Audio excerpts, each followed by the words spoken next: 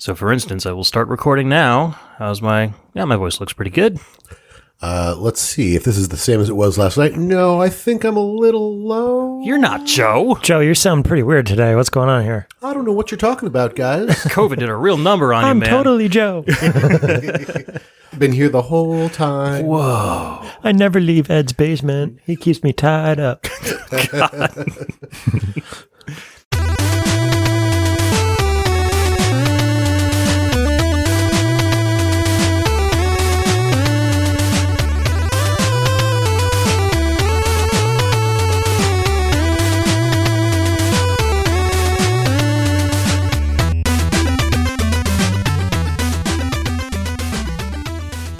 Hello, and welcome to another episode of Embassy Exclusive. This is a monthly supplemental show for fans of the VG Embassy Game Music Podcast. I'm Ed. I'm Justin. And I'm Todd. And each month we get together, well, most of us get together, and share video game music, the latest news in gaming, and our hopefully not too illegal opinions on both.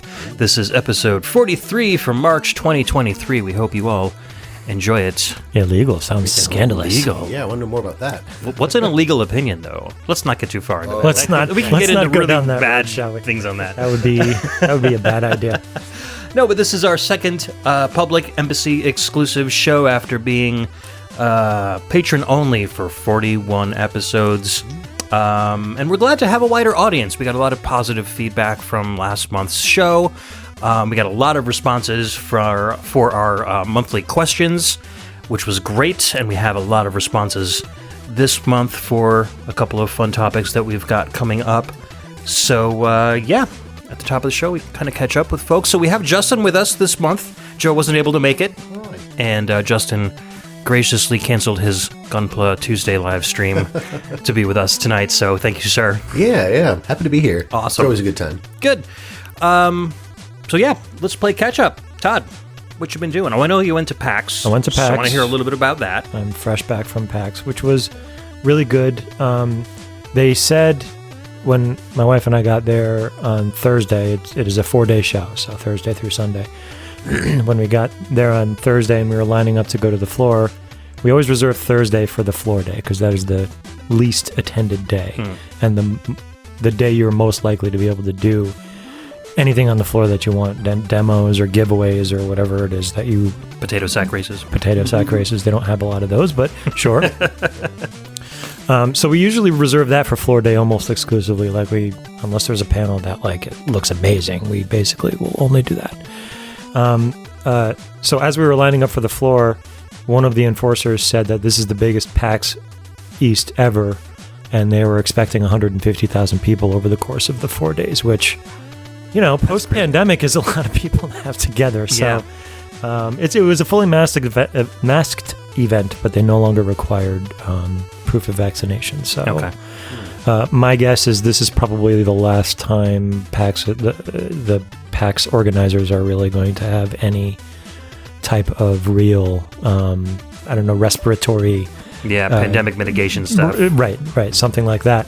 They'll probably take it away. We'll see what happens for PAX Unplugged this year, which is usually towards the end of the year, November or December. And a year's a long way away. You don't know what's going to happen. We could get a really, really dangerous mutation come along or something like that. Yeah, anything could happen. Basically force everybody into full-time. But more and more places have basically completely given up on any mitigation methods, and it's kind of up to the individual.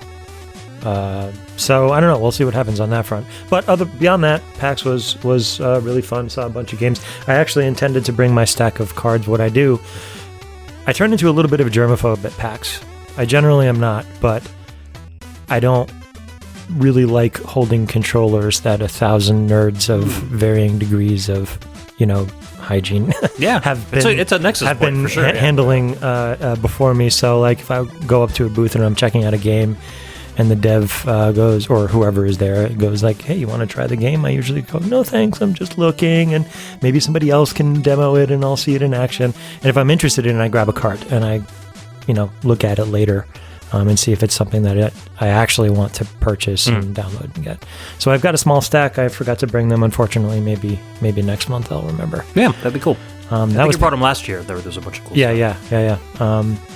A couple of those have still not even been released. I'm still, I do vividly recall a game called Iron Meat, which was, I think it was I think it was like a Castlevania, not a Castlevania, a Contra style game that looked really good. And as far as, at least as far as my Steam wish list is concerned, it is still to be announced or to be released. I think I wish listed that the same night that you talked about it. Yeah. So who knows what's happening with some of these games. My wife actually remarked while we were there that there's a couple of games she has been watching for the last like 3-4 since before pandemic that still haven't been officially released, but they're at PAX every year. So somehow they're managing to put demos together and make a showing at PAX, but don't finish the game. I don't know.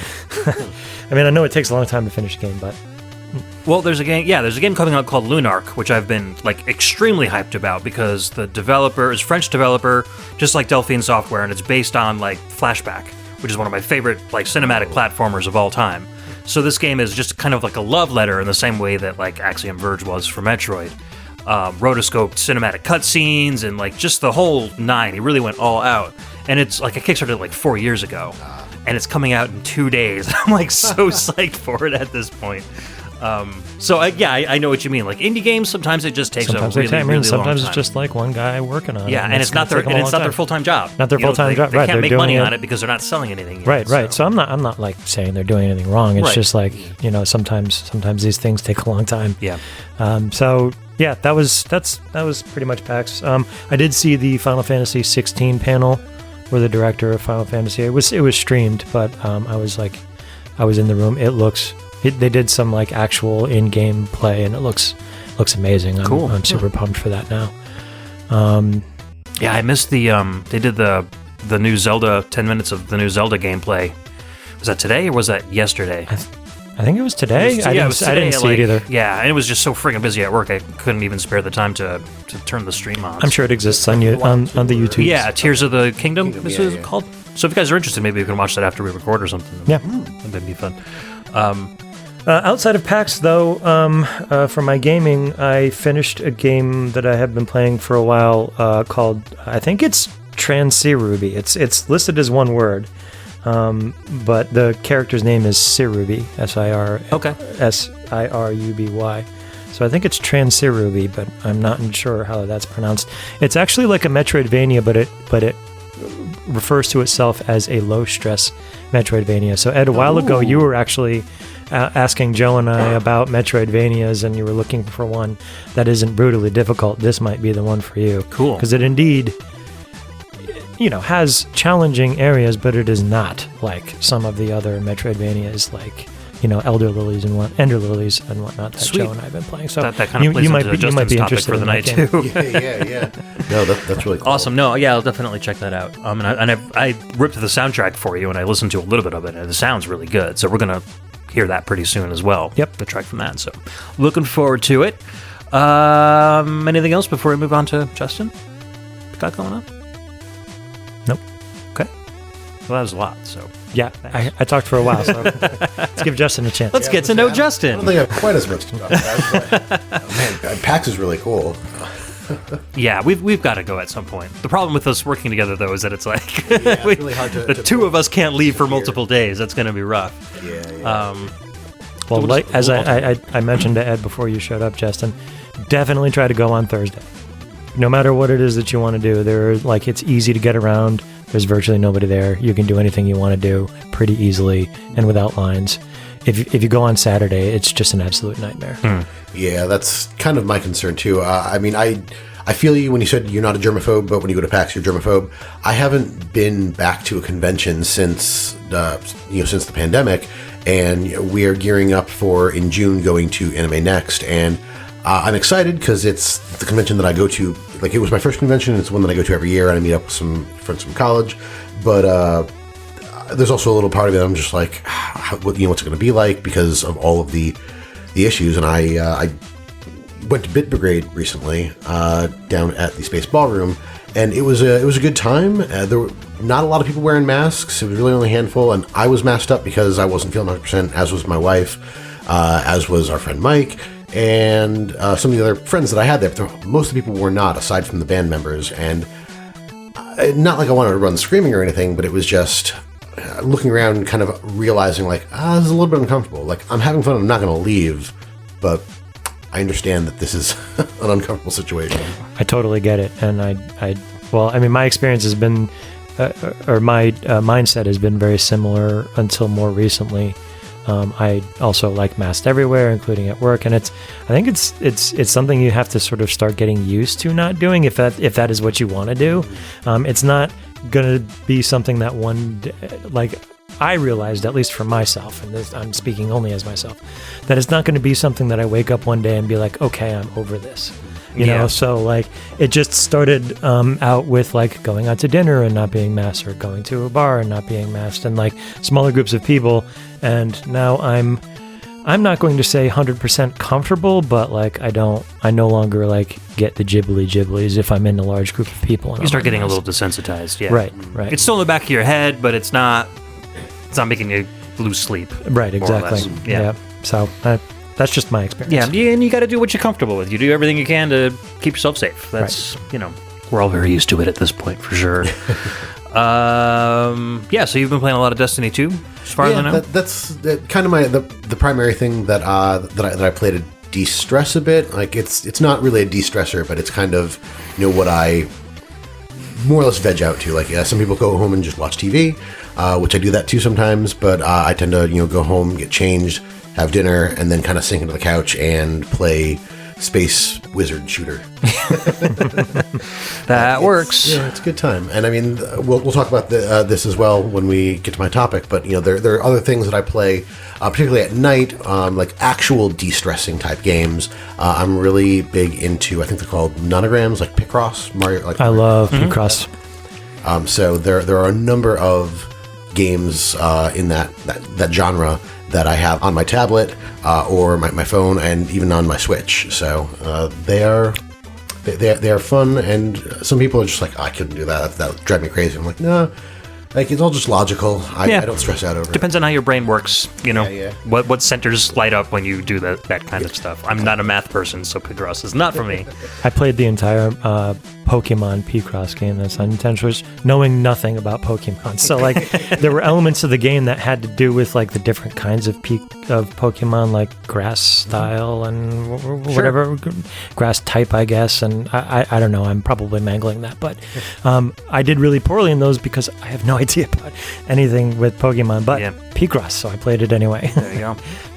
Kind of like me in the Musou games. I'll try anything that's got Musou in it, so whether I like the series or not. But yeah, and you and I have been playing a lot of Walkabout Mini Golf, which is a fantastic VR mini golf game.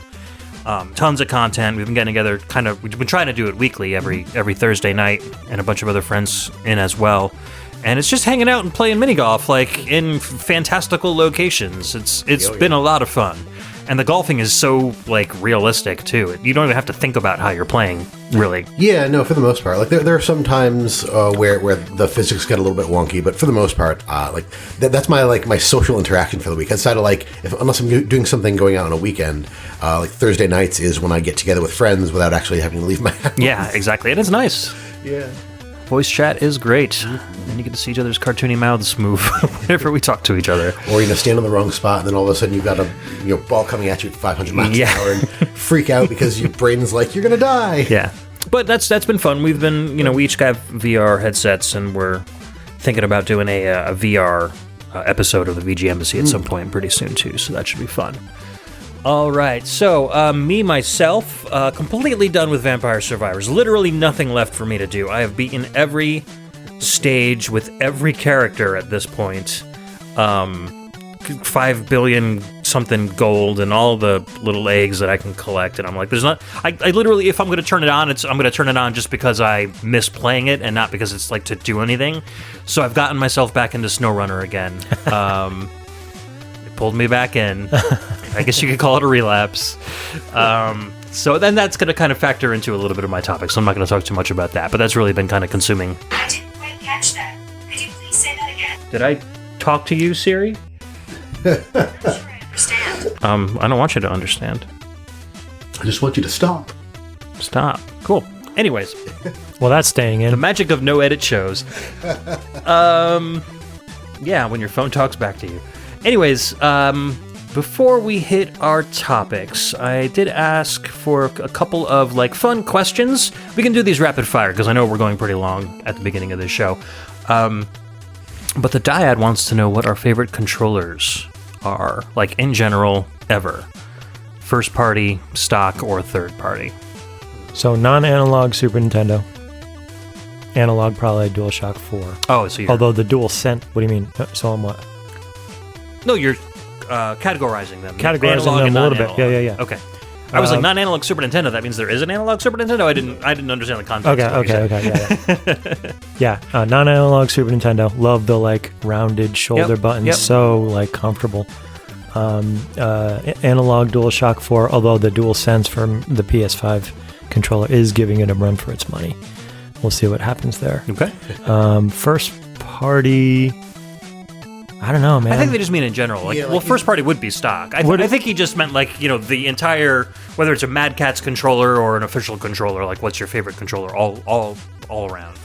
He didn't want listings of. Well, it says and/or, but I don't want to make this an entire 20-minute thing. Okay, well then I will just make a mention of the Vous controller for Arkanoid on the NES. Oh yeah, that's cool.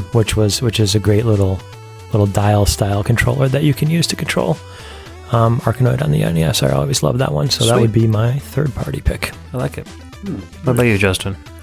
Yeah, I'm probably in the first party category. I don't have much of an experience in the last 5 or 10 years with a lot of third party stuff, outside of maybe Rock Band, because Mad Catz made a lot of the third party Rock Band or Rock Band stuff, and they were better for it at the time. But I remember a lot of Mad Catz and third party controllers in the PS2 days, PS1 days that were just garbage, awful.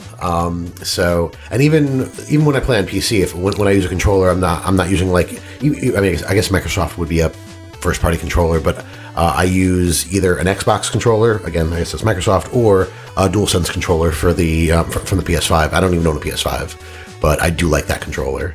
But I think overall my favorite controller is probably the Xbox 360 controller. Only slightly edging out the SNES. I very much agree. The SNES was a very strong controller, but the Xbox 360 controller I found to be fairly durable. I only ever broke one or two. Same here.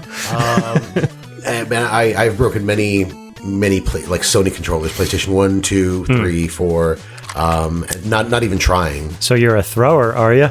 Yeah, yes, but that's not what I'm talking about.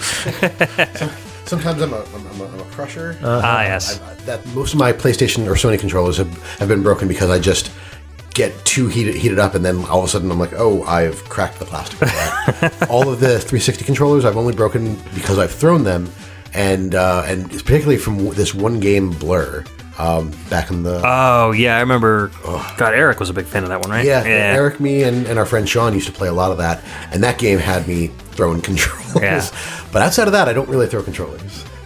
Okay, so final was Xbox 360? Yes. Okay. For me, I really love the 8-bit Do controllers. I've been kind of collecting them. I've got quite a few of them now. I think it's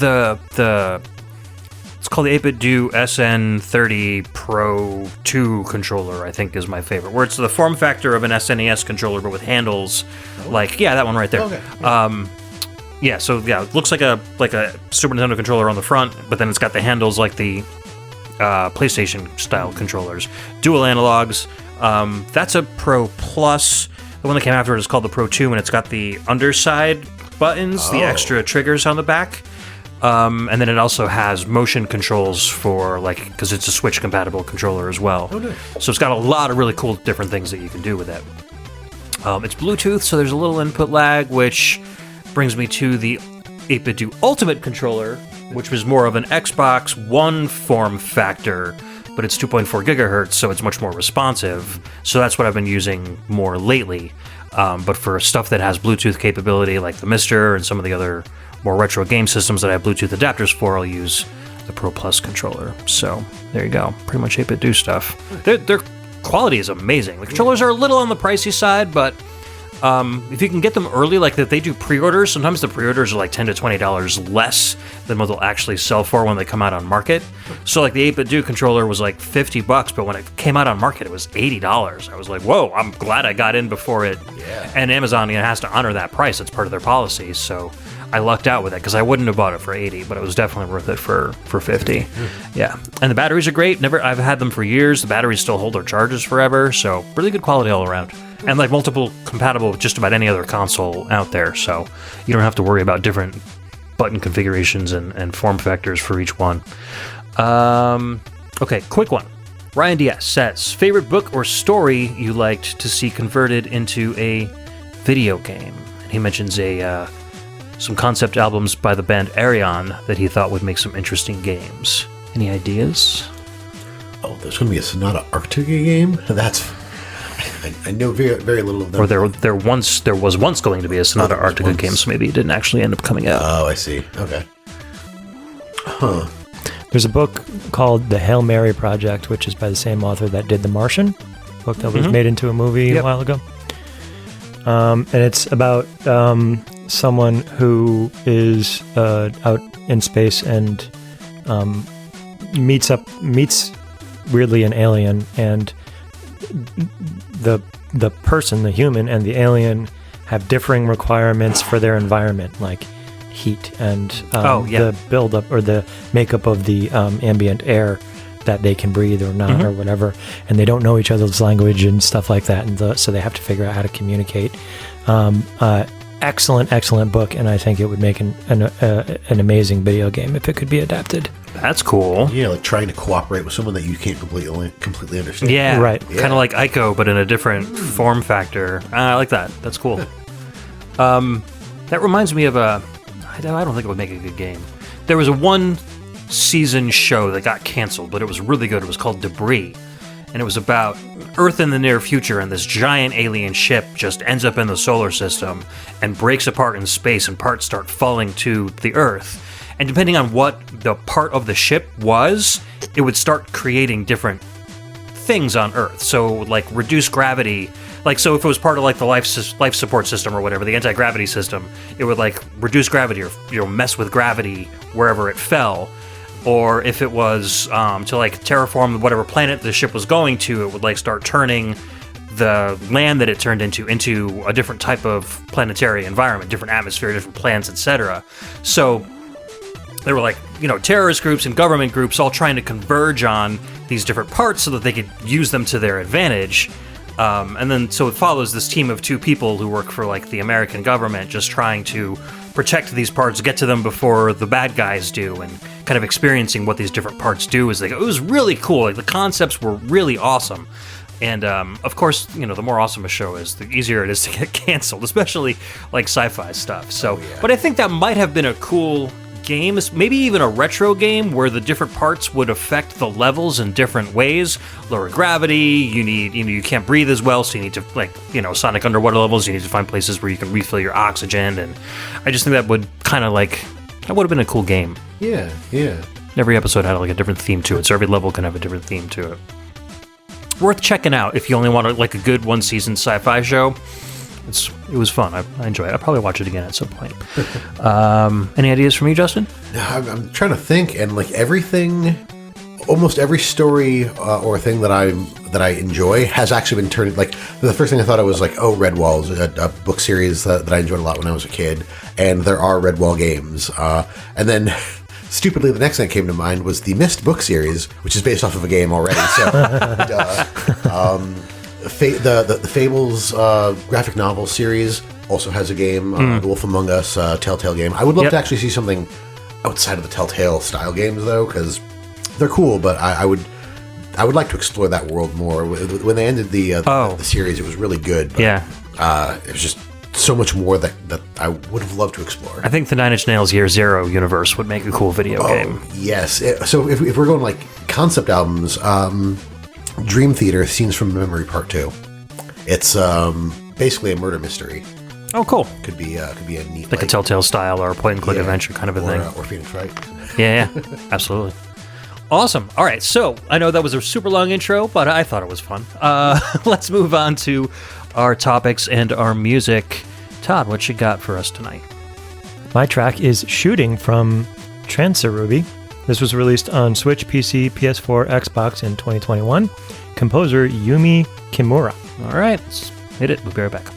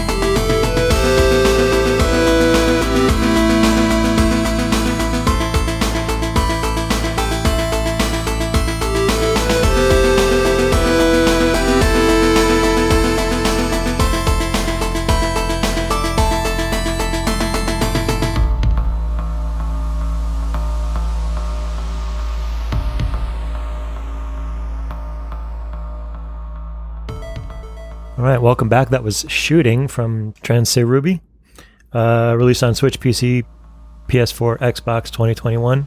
Composer Yumi Kimura. As I said, I recently played this game and very much enjoyed it, and I think that the two of you might as well. We were sort of discussing it while we were listening to the track. It is a retro-style Metroidvania. Not too long. It's about 10 or 15 hours, and like super, super chill. Cool. Yeah, I'll put it on my Steam wishlist for sure. Yeah, that sounds like a lot of fun. And that has nothing to do with my topic, as per usual, because I don't really, put my music. Although I suppose it could, maybe. We all have recently seen Bit Brigade. I saw them at PAX, and you two saw them recently. Well, I did not make it, but Justin did go. So I did. Oh, I thought you said you were going. I was.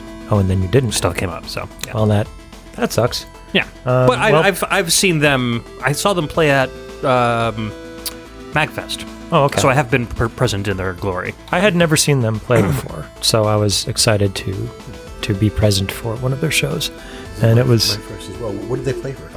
same. It was the same thing. It was DuckTales and Mega Man 2. Nice. And so that got me thinking, what else? I know that they have done other things. They had a merch booth, and so I saw that they did a Zelda thing, and I think they did. Did they do Metroid too? Or I was trying to go by the covers of their. Yeah, so let's their albums. For the listeners, let's kind of give them a baseline of what they do. So they are a band that plays the soundtrack to a person who is speed running, usually an NES game. They play the music in time to the game as if they were the NES soundtrack of the game. Right. And they're a 5-piece rock band, or is it a 4-piece rock band? I don't remember. I think it's 5 I think with the player. I think the player is the 5th piece, and That's even fair, yeah. they even said when they got on stage that he is a band member, and what he plays is a 30-year-old piece of plastic. There you go. That's funny. Yeah, so it's basically a speed run of the game with live soundtrack to Right. it.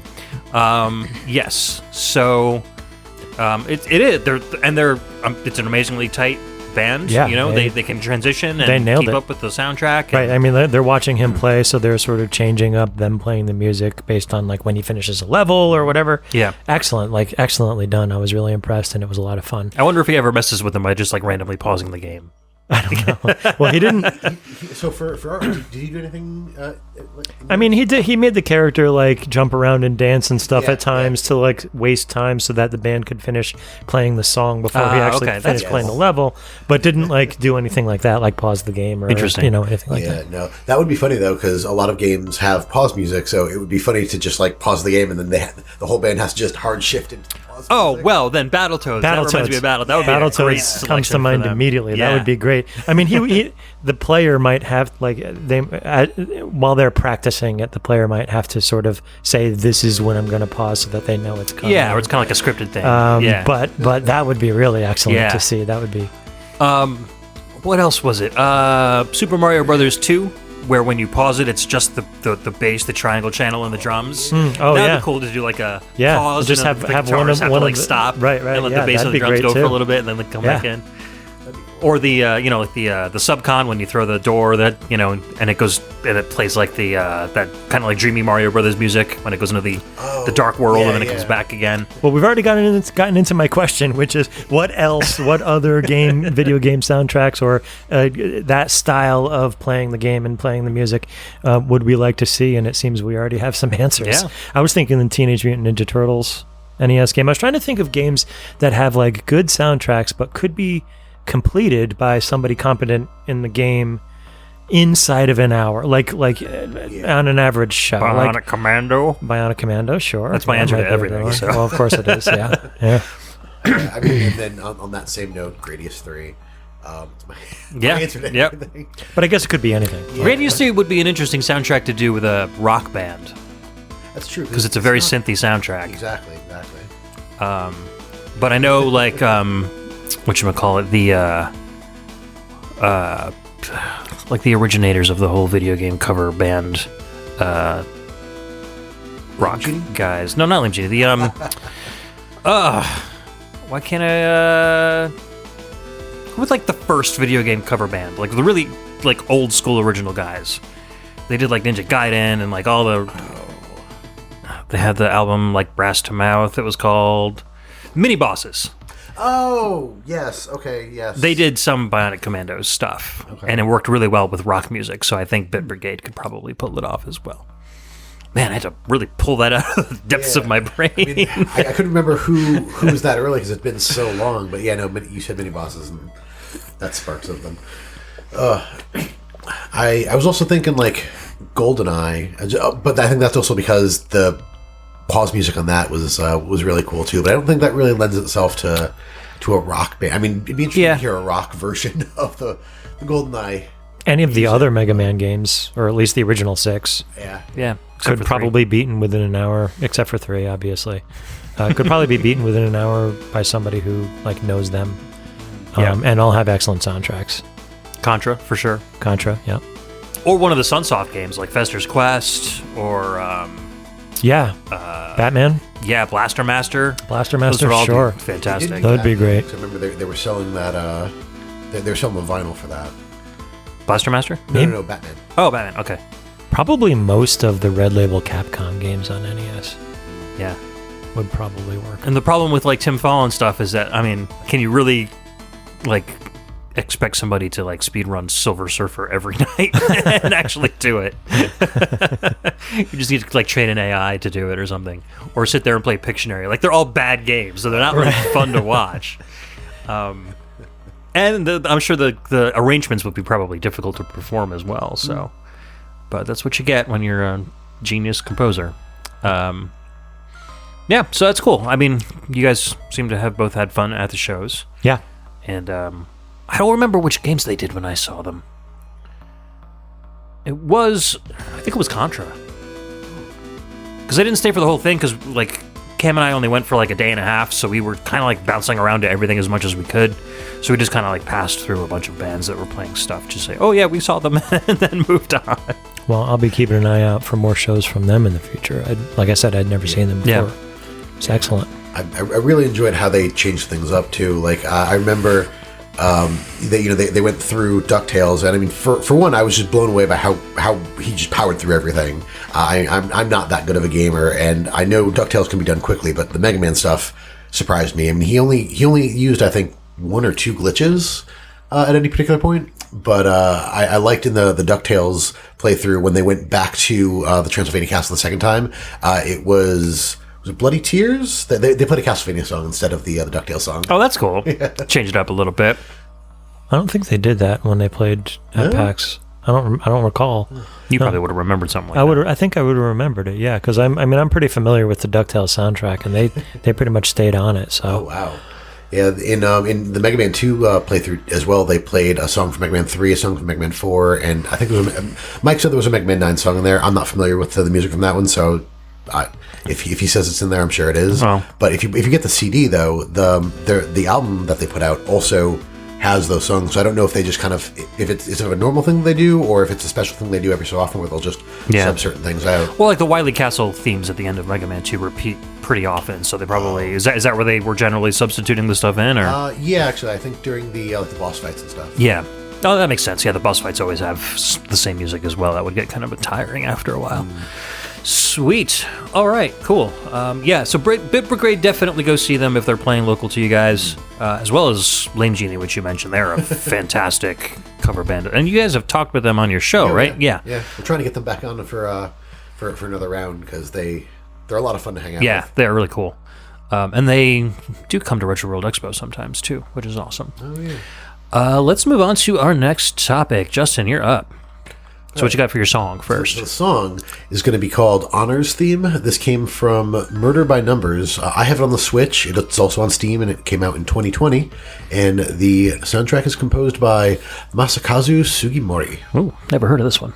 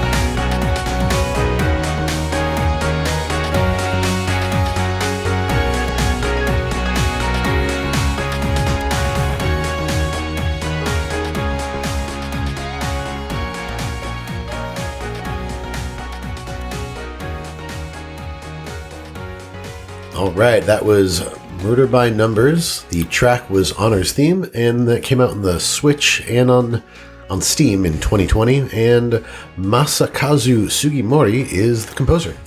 What kind of game is that? I'm not familiar with it. So it's a combination. Basically, it's like a Phoenix Wright game and a Nanograms game. Oh, interesting. So okay. You have to search crime scenes and stuff, and when you find something, you have to do a puzzle to actually discover what it actually is, and then it gets added to your inventory. All right, I'm in. It's very much like Phoenix Wright. And then you use those clues to, like, is there an interactive portion like during the courtroom style stuff where you put the clues together to actually solve it, or does it kind of just do that part for you? So it kind of just does that part for you.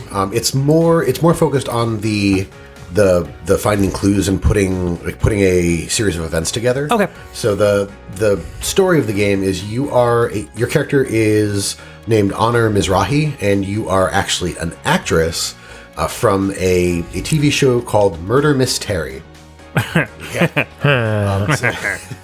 I get it. TV detective show, and it's kind of the classic, like, oh, you're a detective, and I mean, she doesn't really think she's like a great detective or anything, but she is thrust into these situations where she relies on what she knows about being a detective from playing one on TV to actually put things together and kind of like help the police solve things, which actually ticks them off a lot because they're just like, you are a civilian, you need to stop this and go away, and you're just like, but it's right there, like it's this, and this, and they're like, yes, thank you, now go away.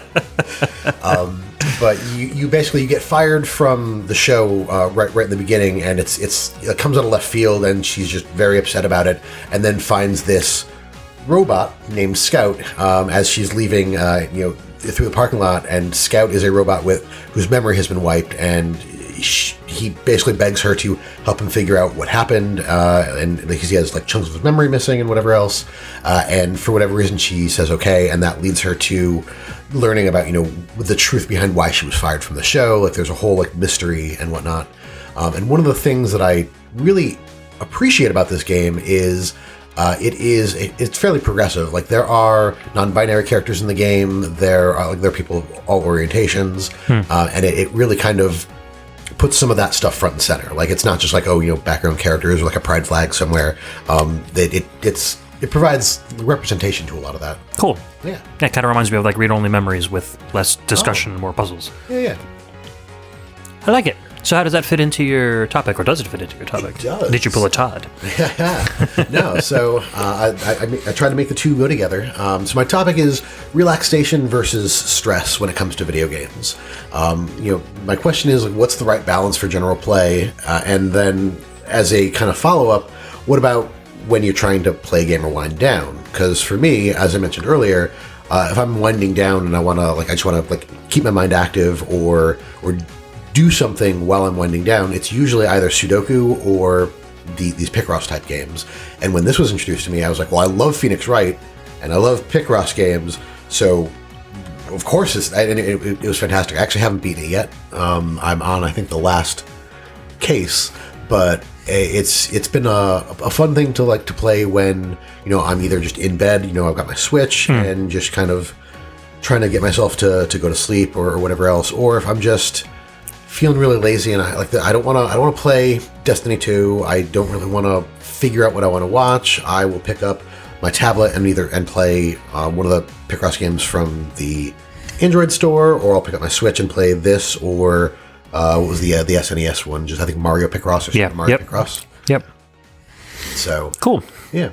So as far as the question, like, what's the right balance for general play? I absolutely realize that is a pointed question because everybody has their own answer, but that's why I ask it. Like, what is the right balance for you? And for me, I do like challenge, but there is a wall, as I mentioned with Hollow Knight. There is a wall when if I can't get over that skill wall, or it's just I don't have the desire to really build the skill to get over that skill wall, I just kind of lose all interest in the game. And so while I don't want something that's basically a visual novel that I'm just flipping through, I do want something that keeps me engaged and has me doing things. And so, like, I feel this Murder by Numbers game was a really good balance for me because it is challenging. Like, you can screw up if you don't find all the right things.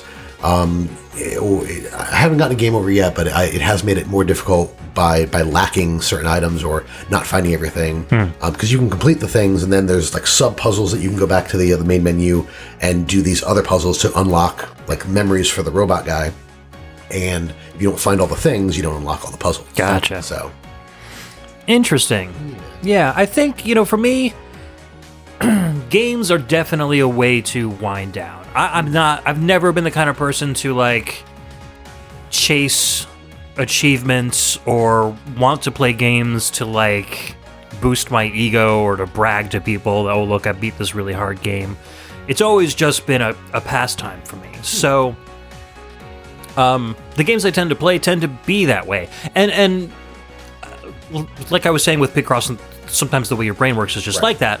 For me, lots of people find like the Musou games really, really stressful, but to me, they're very cathartic. Whether it's just been from the amount of experience I've had with them that I can just get in there and really enjoy the fact that I'm like one guy just, with one swipe murdering swaths of soldiers over and over again.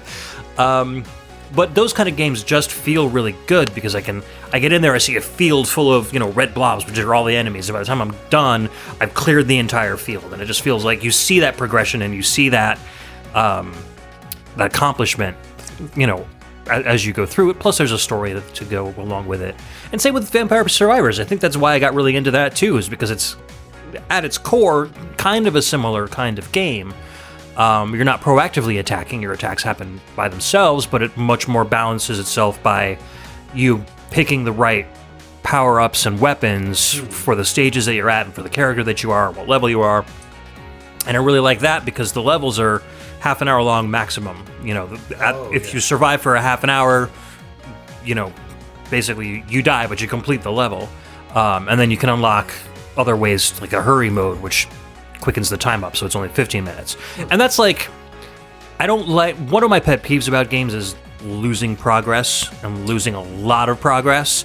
So I know if I die at like 29 minutes in, I'm only going to lose 29 minutes worth of progress. And I still get to keep all the gold that I earn on my way there. It's not like a Dark Souls situation where I'm playing for an hour and a half and then, get one-shotted off a cliff or something and then end up back at the campfire with nothing. So I do like that. SnowRunner, same kind of thing. No enemies. The only enemy is the environment.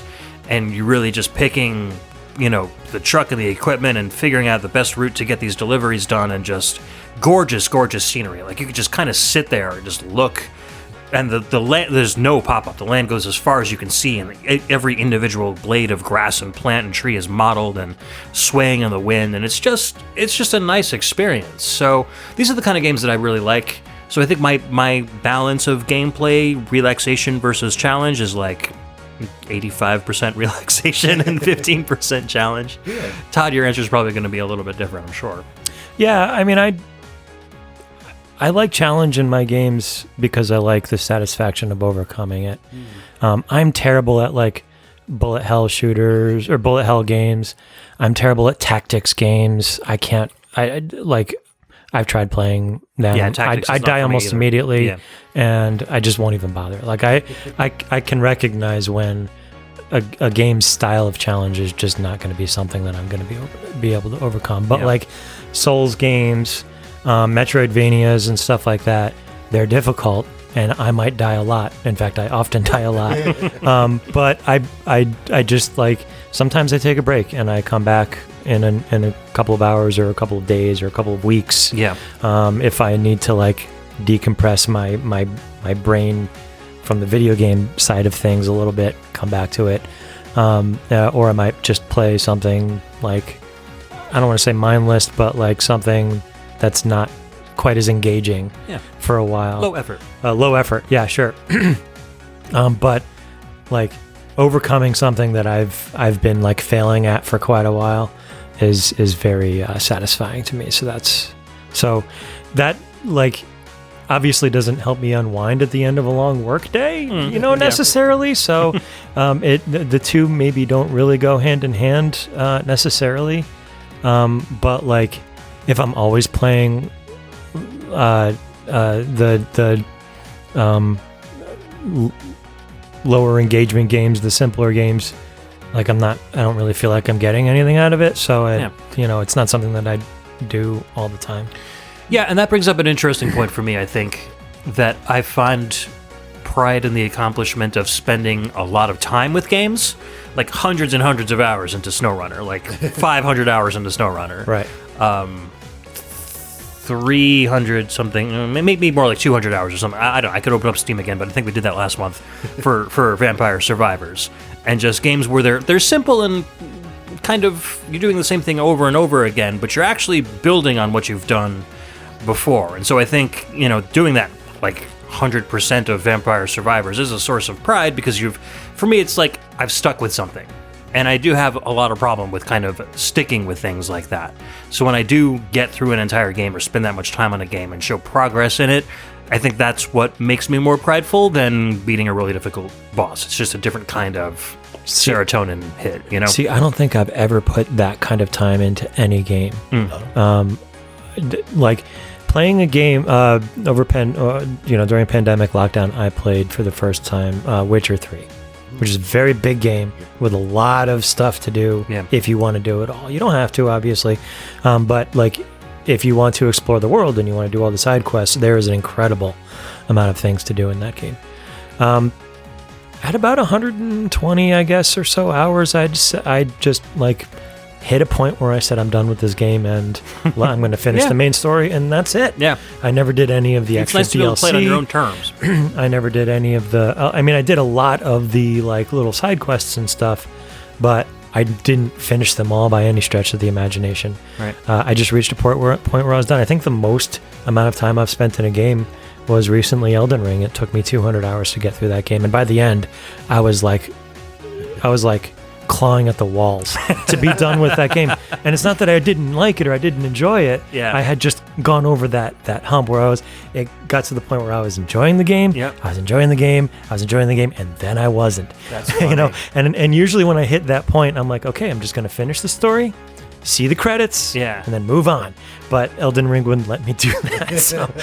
Usually it's the opposite for me. Usually I beat a game and I'm like, damn, I wish there was more of this. And I'm like either waiting for DLC or, just going back and like I said, with Vampire Survivors, sometimes I'll just fire it up casually because there's like a quick start option on the title screen where it drops you in a random level with a random character and just see if you can beat it. So I kind of like doing that because that's kind of like a challenge in and of itself. But yeah, so I'm kind of the opposite way there, where I'm like, damn, I wish there was more of this game I could play. Like 100% at Hyrule Warriors, and was like, now what do I do? There's got to be more. There's a point, like in like Breath of the Wild, for example, all those what do they call the all the shrines. The Korok seeds? Yeah, the Korok seeds. There's like 1,000 of them or something. Yeah, that's the only thing I didn't do in that game. There's just no way. Yeah. Assassin's Creed, same thing. Like I'm never gonna find all those damn feathers. Yeah. It's just not gonna happen. Certainly, if you're not like given, well, I think in Assassin's Creed it did tell you on the map where they were, but Breath of the Wild, you had to look for like little things on the map or like something on a pathway. I'm remembering back from when that game came out. Even if you get the thing where it tells you where they are, it's like the icon was so big compared to how small the map was. You could get the general area, but you'd still have to look around once you got to that general. And it was so many. It was like the entire map was just covered in leaves. Right. Like, and no matter how much I love a game, and I loved Breath of the Wild. Me too. I'm never going to do all that stuff. Yeah. It's just not going to happen. No. And even watching somebody do it, like it would be boring because you get heart parts for them once you mush a bunch of them together. I don't remember. I don't remember. It's been long enough at this point where things about the game are starting to fade. Yeah. Just in time for a sequel. Right. But I'm always happy when, if I'm playing an indie game or something like that, and it's like 25 hours, and I get it, but I feel like I got a complete experience out of it. Not long enough where I got tired of it, so long enough where I've finished it and like was in it the entire time, Yeah. So that's where I'm at. It's marked up a good game. All right, so we have some patron responses. Actually, this is the I don't remember which one was the patron. I think it's only patrons that responded anyway, so it doesn't make a difference. So let's see. You want to read what Red Hua has to say, Todd? Yeah. He says, to me, under normal circumstances, it doesn't matter what kind of game I play as long as I'm having fun while playing it, even if it is a, quote, stressful game. Some horror games are mainly difficult multiplayer games or Nintendo hard games. But under more difficult days where one's emotionally susceptible, it's better for me when I play more casual games that are easy to play and hop into, like the game Journey on PS3. Like, one time I tried to play Command & Conquer Generals 0 Hour after a stressful workday, which just turned out to be a big mistake. I flipped out a few times at the terrible teamwork. Normally I'm very calm when playing games too, so it was out of character for me. And that's a great point. It all depends on your mood sometimes too. Yeah, and sometimes you can play games in different ways. You can hop into Assassin's Creed and jump into the story mode missions where there's going to be a challenge, or say you want it to be a relaxing game and you're really just kind of touring the city, or you're just casually searching for feathers. Like you're playing the same game but in two different ways depending on what you feel like doing. And I agree with you. That's what I like about sandbox games too. Like GTA 5 is great for that. You're gonna drive around and get the cops mad at you and laugh maniacally as you like jump off a cliff, or you're gonna get into the really hard things where you're in a parking garage and there's a billion guys shooting at you. You know, there's different ways to experience a game like that. Right. And I agree with you. Red Journey was an excellent game. Yeah. A fantastic game. Agreed. That's one of the few games that I've bought multiple times. I bought it on the PS3. I bought it on the PS4. I bought it for my wife. She bought it from my microwave. It's like the new Doom. Oh my god, that'd be great. Good game. Yeah, Justin, you want to read what Ryan Steele has to say? Sure. Games are supposed to be hard, otherwise you're not having fun. Get good, son. Oh, that's what I would expect out of Ryan. Yeah. Moving on. What does Chris Murray have to say? We've killed Justin. Now, to continue, Ryan has more to say. I find myself questioning why I play games. I want to accomplish something when I play a game, a sense of achievement. It depends on the game I am playing. If I'm playing a Souls game, I want to get good and feel the adrenaline rush of crushing a boss. If I play a game like Divinity Original Sin, I want to experience a story and make choices. I skip a lot of dialogue playing JRPGs, so text-based games are tough for me. I kind of get that. I started clutching my pearls right now. I started playing Ace Attorney, thanks to $3 eShop closing sale, and found myself really having to slow down and think. It's all based on mood, but for the most part, I want good mechanics and gameplay. Typically, the games I play are not relaxation, but to feel like I've done something. However, in a roundabout way of answering your question, if I want to relax, I'll play something story-based where it's just a lot of cutscenes or dialogue. Fair. And as far as the skipping dialogue in JRPGs, I wouldn't say I agree with it, but I have been playing JRPGs where there's just so much text, and all of a sudden my mind just shuts down, and I'm like hitting the button, and then 2 minutes later, oh crap, I don't even know what. Yeah. Okay, I've done that too. Yeah, that's an ADD thing for sure. And I think that's why I was like clutching my pearls there, is because there's been a lot of instances in JRPGs, especially back on the like 16-bit era, where they will tell you important stuff. And if you don't listen, you don't know to go to that town in the northeast next to the swamp and 3 clicks left of the big rock. And they don't repeat that information at you anymore. And there's nothing in the game with an arrow pointing to the direction you're supposed to be in. So you're either looking at GameFAQs or, an old issue of Nintendo Power trying to figure out if it's like the 1990s. So you have to read that stuff whether you want to or not. But nowadays, they're much more forgiving with that stuff. There's usually, like, you'll get a line on the ground pointing you into, yeah. So that's, but I think my need or want to read everything everybody says is still kind of rooted in that. Pay attention, this is very important, growing up kind of a thing. That makes sense. Chris Murray says, I need different games for different vibes. I don't play many truly stressful games, Elden Ring, etc., because I typically don't want that kind of experience and don't really enjoy the payoff, so the games I do wind up playing have difficulty/stress component, usually bring a relaxing/chill or related vibe. For instance, Celeste. Yeah, I always thought Celeste was a chill game. Yep. I always thought Celeste was kind of hard. I was being facetious. I think it's a very hard game. I wouldn't consider that chill at all. I mean, to each their own. But I mean, it's a hard game, but doesn't it have kind of like a chill vibe?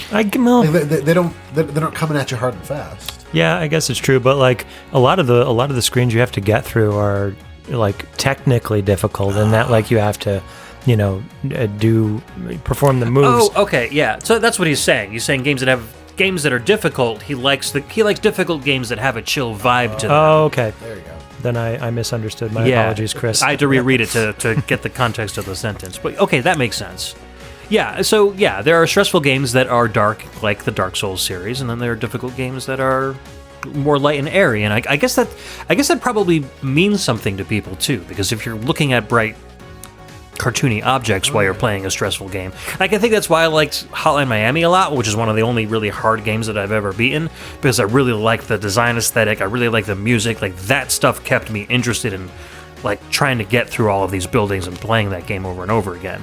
With Dark Souls, I like the art and stuff, but the music, I'm not a big classical music fan, so I like that. There wasn't enough to grab me to keep me going back to it. So I totally get that. The aesthetic of the game is a big part of that. He has more to say.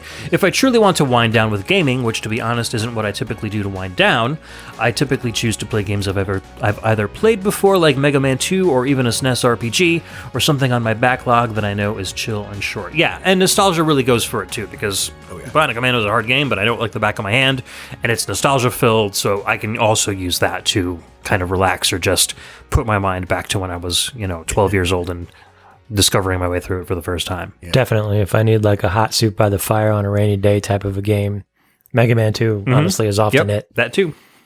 Yeah. That for sure. All right, Todd, let's see what Metal Man has to say. Metal Man says, I'm all about games being relaxing given the limited time that I have to play games these days. I like a game that is engaging but not stressful. So I'm always playing in the wind down category.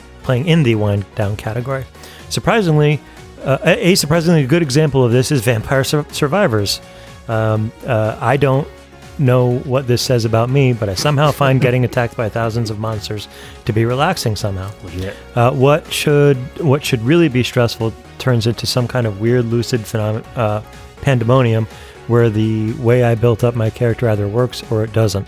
It's still fun to try again, even when one set of cards and items doesn't work, because one game doesn't take that long. I am in 100% agreement, and I already said all that. Yeah. But yeah, it's true. And it's the same thing with it's like a runner's high, or people who play like bullet hell shooters get into the zone and go into call it bullet trance. It's the same thing with Vampire Survivors. There's just so much going on, and you're that's all you can focus on.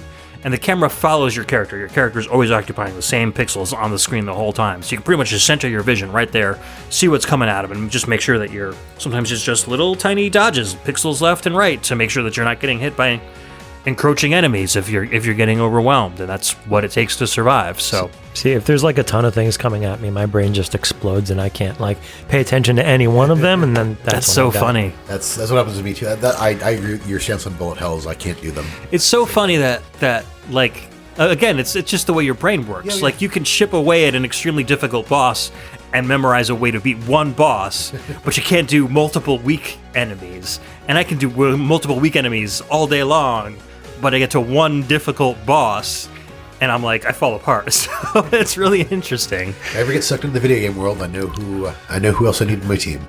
Well, it depends on the video game world. I mean, you got to cover all your bases. Yeah, that's true.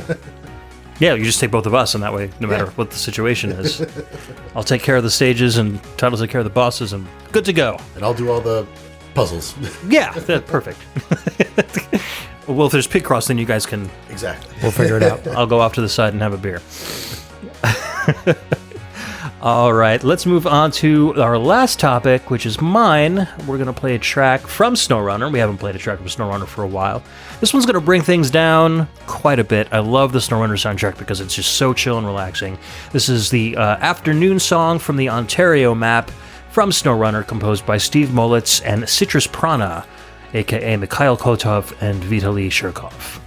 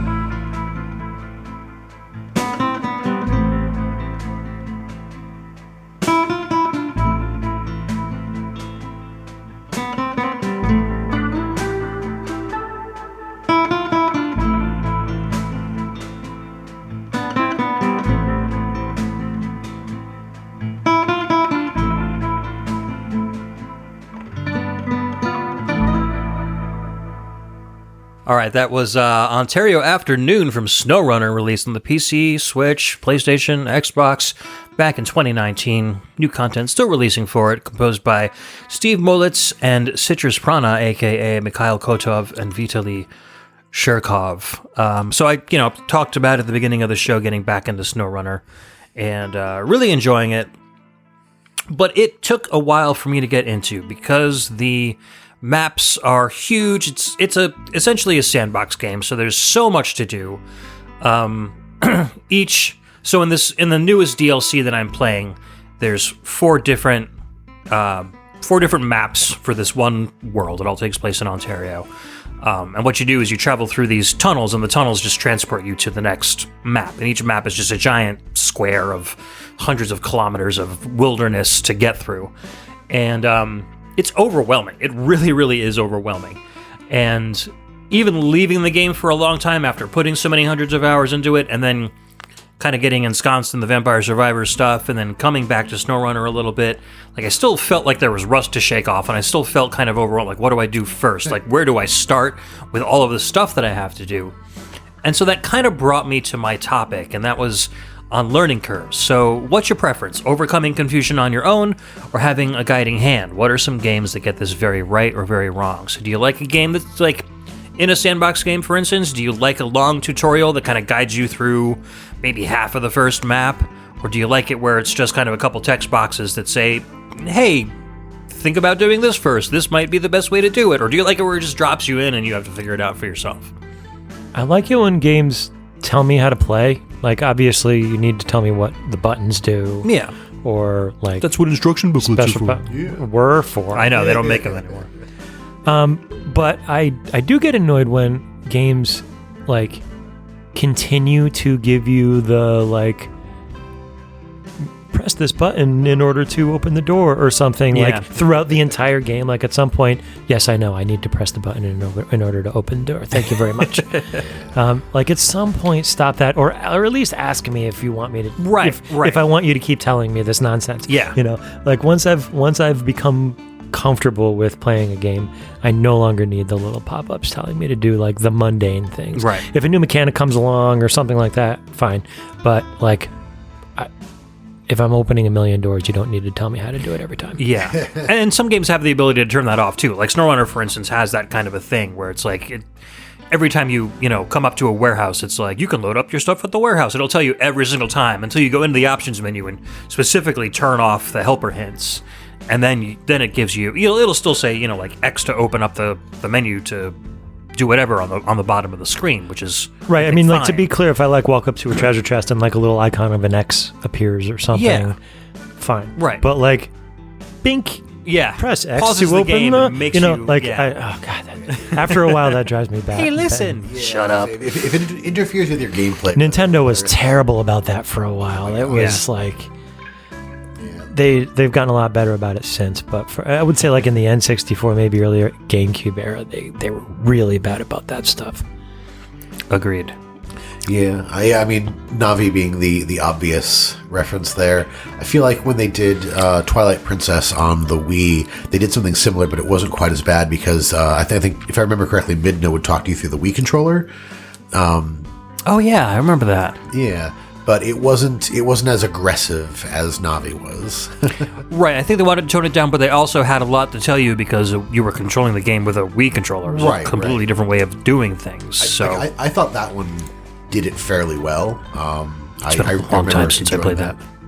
One thing I hated that Nintendo did for a while, and I'm very glad that they stopped doing this, I think it was during the Wii era, maybe 3DS, is if you like died in a level enough times, it would say, do you want us to do this for you? Oh, yeah. And like, fine if like the character would appear and it was like, when this character appears, if you wanted us to do this for you, just talk to the character and we'll do this for you. But like, it would get to the point where every single time you died in the level, it would be like, do you want me to do this for you? Right. No. You died in the level. It's like your mom coming down and being like, oh, sweetie, do you want me to help you with this? And you're like, shut up, video game. I really had it. There was definitely a couple of Mario games 3D World did that. that with the white Tanuki suit, where it basically made you unlimited flight and you were invincible, and you can just skirt through to the end of the game. That drove me insane. That drove me bonkers. And they like touted it like it was this brand new awesome feature, and everybody was like, "Boo!" I'm very glad they stopped doing that. Yeah, there's something about the way that they implemented that, because I'm all for, like, easy mode and stuff like that. Like, I'm not usually the one to go right into easy mode unless, like, I play normal mode. I'm like, wow, this is way more than I can handle, which is fairly rare. But so, like, I'm not like the people that are just like, oh, there shouldn't be an easy mode, you should have to suffer for your games, whatever. But something about that made me go, like, really, Nintendo? And then, just like you said, it would happen. Sometimes it would happen so frequently because some of the levels were really tricky, and I was just like, please stop.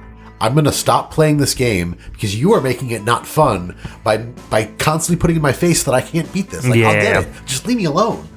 Yeah, especially if you're trying to do like some of the post-game content. Nintendo can have some pretty tricky levels, especially if they're not ones that are required to beat the game, but like stuff that you can, tinker around with if you want some stuff after you want to still play the game after you finish it, and have that happen on those difficult games where difficult levels where you're going to die a lot, just so bad. And then sometimes there's just so much to do that you can't figure out. Like I said before, you get overwhelmed. Like SnowRunner it's a list of tasks which are specific to each of the individual maps in that world, and those are done generally within the confines of each map. But then you also have this huge list of contracts, and the contracts are different jobs that you can do that usually take you from map to map. So you have to transfer stuff from map to map. And you unlock the contracts by doing ones before it, and it unlocks other ones. Whereas the tasks, you have to go and find them on the map to unlock them, and then you can do them. And sometimes you need to complete contracts to unlock more tasks, and sometimes you need to complete tasks to unlock more contracts. And it's like, it just gets confusing as to like, what should I do first to unlock the most stuff so that I can figure out where to go?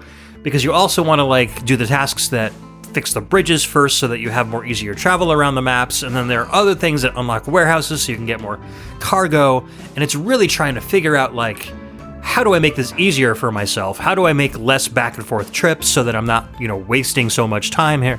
So I had it down like pretty well when I started visiting a new map back when I was, playing those hundreds of hours. So when I got back to it now after like 3 or 4 months away from the game, I had to relearn everything. I forgot the process that makes things easier. And so I guess that's kind of like what I'm talking about in terms of a learning curve. Just how complicated can you make your game before it starts turning people off? And SnowRunner's like that too. Like all the maps have that general kind of same process to it. So you're either gonna learn the process and stick with the process, or you're gonna never get like that. It's a complicated, and there's no tutorial that says this is the order you should do things in. You have to figure it out for yourself, where you have to go on forums and be like, this is this, and this is what we find is the best way to do it, even though the game itself doesn't tell you that. Are you guys familiar with Dwarf Fortress? Yes. Dwarf Fortress. No. Dwarf Fortress? Dwarf. Yes, that I am. That's like game. A permadeath, super hard kind of a game. Well, no, not. Well, I don't know about super hard. It's just incredibly detailed in its level of how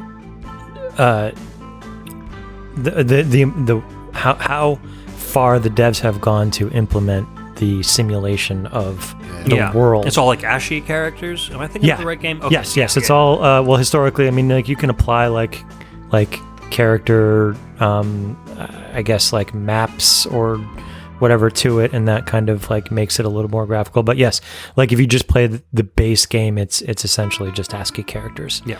But what's going on underneath the hood is so incredibly detailed that I would love to play the game, but there's just so much that learning even just like a little bit of what you would need to of the depths of understanding you would need to have for this game just to be an effective player is such a turnoff to me, which is kind of, disappointing, because like I would love to be able to like have the knowledge to interact with all these different systems in this world. Yeah.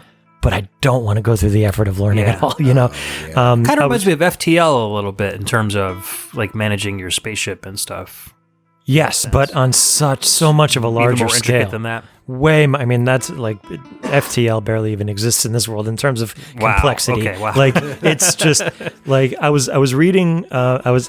Funnily enough, before I came to record this podcast, I was reading a Reddit thread that was talking about Dwarf Fortress and its level of granularity, and somebody was talking about a bug that happened in the game where players started complaining that cats were dying in the players' fortresses, covered in their own vomit.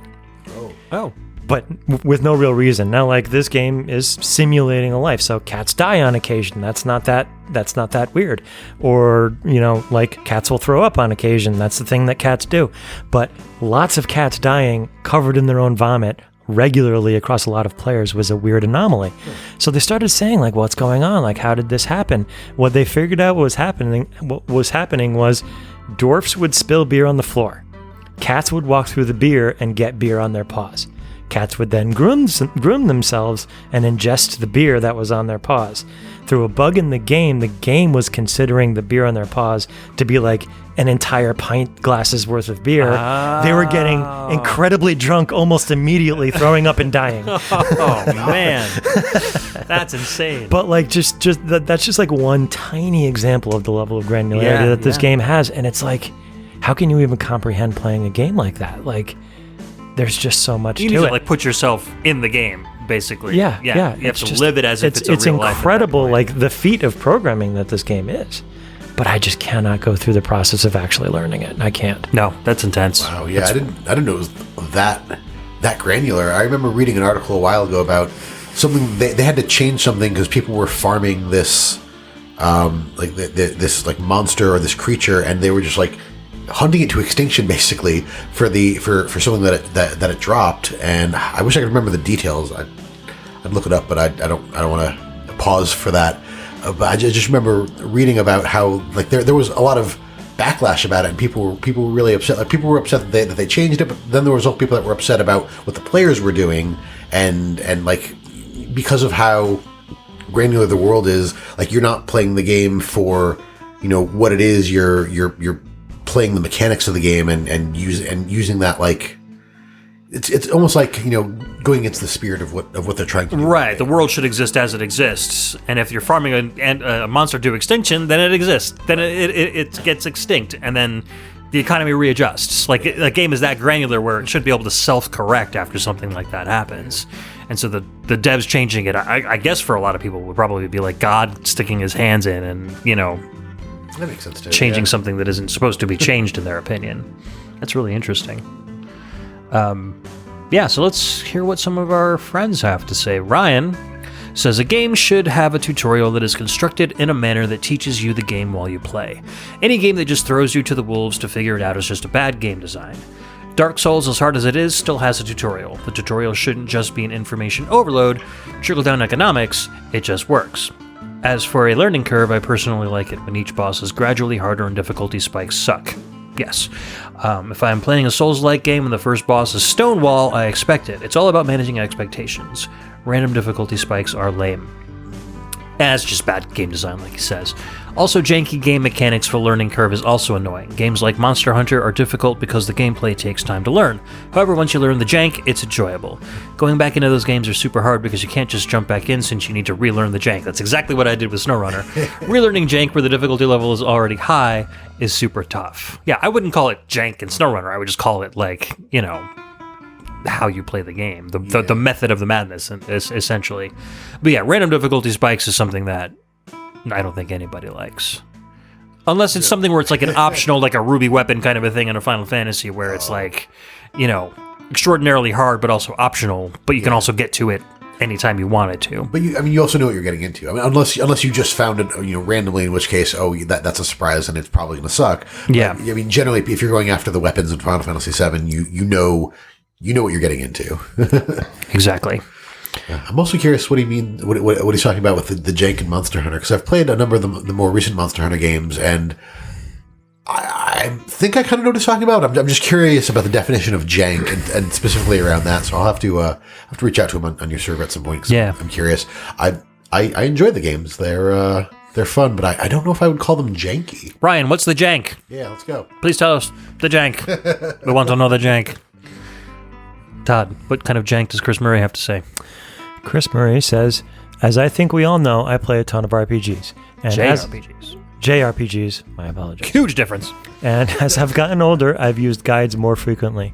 I try very hard to use spoiler-free guides, but it's a risk. I run. For the most part, I think both the internet heroes who make guides on IGN or GameFAQs or the professional versions do a good job, and I enjoy having the safety net of knowing I won't spend time I don't have looking for random and esoteric secrets. That being said, I have a hard time with things in games that would otherwise be literally impossible without the guide. The Trials of Cold Steel series does this all the time, where you have to effectively fail the quest or leave and come back after talking to a frozen yogurt vendor 3 times before you get the full credit. For official guides, I also really love when they incorporate high-quality art and screen caps from the game. Dark Horse and Future Press make amazing books, but it drives me nuts that the guide winds up being incomplete because of meaningful and canonical DLC like Breath of the Wild having different versions of the official guide. All things considered, I'm very pro guides, but they need to be done well. I try to avoid spoilers if that's what you want, and bring good value to the reader or player. Fully agree. I try to avoid using guides as much as possible. I'm an advocate, particularly if I'm playing old games, of like the original experience, as it were. Like I've been playing the original Wizardry on the NES. I discussed that on this podcast a while ago, and I'm trying to do it with a pencil and graph paper and like no outside knowledge that the internet is giving me of the game or anything. It's hard, man. It's hard. I'm still playing it, like not like all the time, but I'm still playing it. It's hard to do that, to play through the game without like going, well, what does this sword actually do? Because the game doesn't tell you. You can get a sword that's like sword of like monster killing or something like that, and you can assume it's better than the standard longsword, and it probably is, but what does it actually do? The game does not tell you. So it's like, it's either trial and error or you're making assumptions or whatever, and sometimes that's good, sometimes that's not good. Right. I mean, it's that was probably a limitation of the programming when those games were first being made, but nowadays it's like you have to expect that a warrior going through a dungeon like this could pick up 2 swords and determine which one was better. Like it's not immersion breaking to give that player that kind of information. Oh, for sure. I don't think they were keeping it from you because they wanted to. Yeah. I think they just didn't have the room in the game to actually include or the all logic that stuff to really make that decision over there. Okay. Particularly because the original Wizardry, I think, was originally released on the Apple II. So we're talking about an even smaller, amount of memory that they were working 16K with. 16K or something like that. Yeah, something ridiculously small. So like incredible constraints that they were programming inside of, that the original program was working inside of. So yeah, a lot of things needed to fall on the wayside for that. But in modern gaming, it makes that very difficult. So like what I'm getting at here is like, I try to get the original experience, but I do reach a point where I'm like, okay, like tell me what the damn sword does. Yeah, I will, I don't know.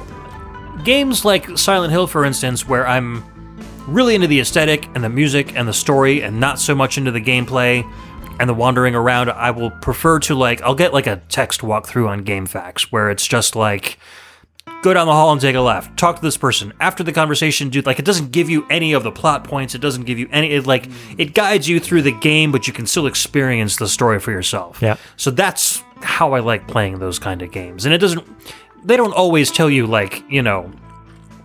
carry this many items or make sure you have this on you to do this, but it will just kind of guide you through the whole thing. So I kind of like that, where it's a very skeletal outline of how to play the game, so I don't have to think about that part and just kind of enjoy the game for what it is. That makes sense. Did Chris have anything else to say, or was that? I think I read the whole thing. Okay. Justin, you want to read what the dyad has to say? Yeah, the dyad says, I guess for gameplay, I prefer games that are easier to learn but hard to master. But for puzzle or story elements, at this point in my life, I don't have the time to waste running up against walls. If I can't figure something out and it's no longer fun to try finding the answer in the game, I look it up. That being said, I enjoy the games that teach you as you go. I think a fair example is maybe Half-Life 2. It's the most on-rails game that makes you think that makes you think you're exploring on your own. Every turn, there just happens to be a new thing that works perfectly with your new skills or ideas. Yes. And I love Half-Life 2 for that. Yeah. It just feels, and again, that's got that perfect blend of story and action for me as well. Because even when you're going through the action sequences, you feel like it's a part of the story and you're kind of building on the lore of that world. Can't wait for Half-Life 3. Confirmed.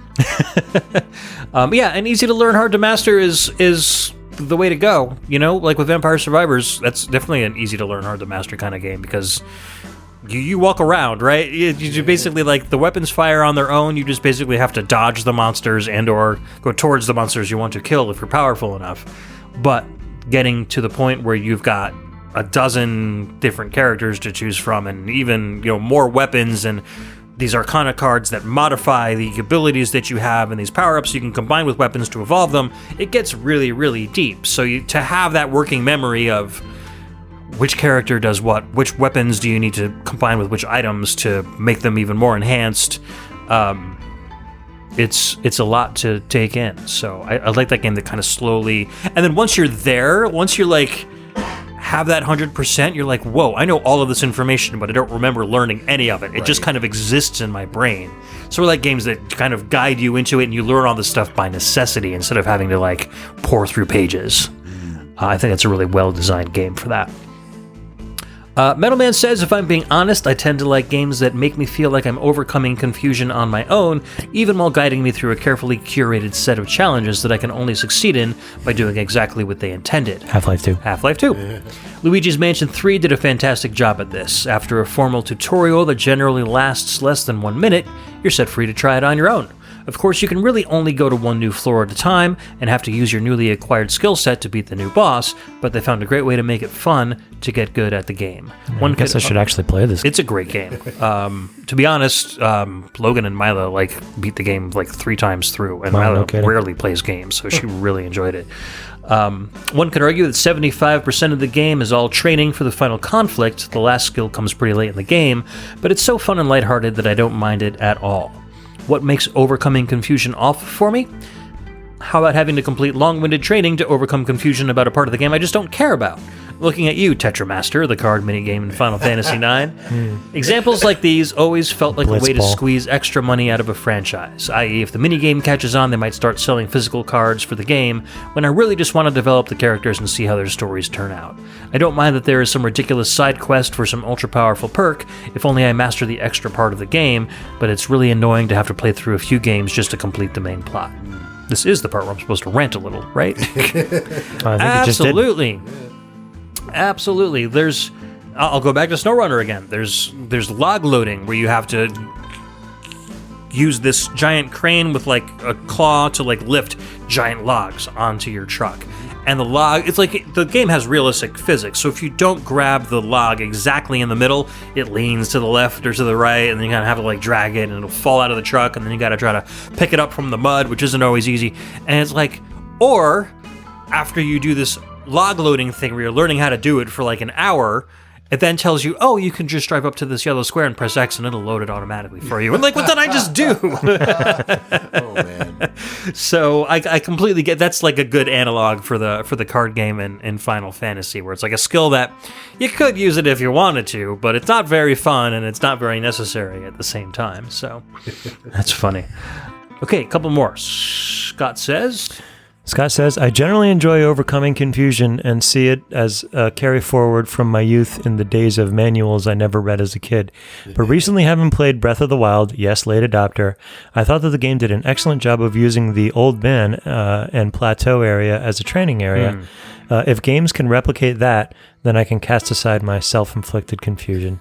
Yeah, no, the plateau is good. It's like a little mini version of the game. Like here's your shrines, here's the people you need to talk to.